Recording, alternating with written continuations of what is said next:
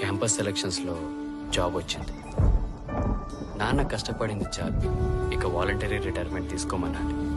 అమ్మ కోసం కొంచెం పెద్ద ఇల్లు తీసుకోవాలి. చెల్లిని తనకిష్టమైన మెడిసిన్ చదివించాలి. శేఖర్కి ఇలాంటి కలలు ఎన్నో ఉండేవి. కానీ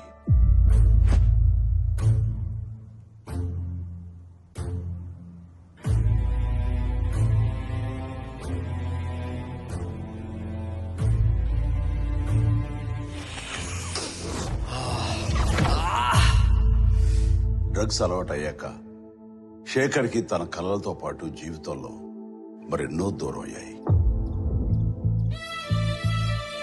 అమ్మా,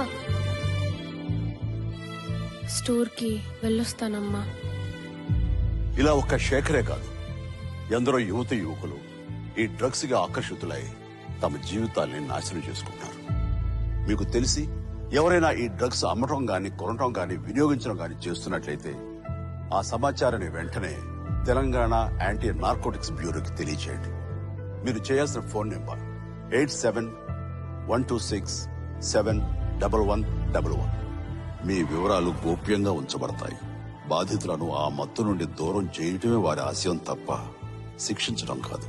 డ్రగ్స్ రహిత సమాజమే లక్ష్యంగా సాగుతున్న మన తెలంగాణ ప్రభుత్వ సంకల్పంలో నాతో పాటు మీరు చేతులు కలపండి.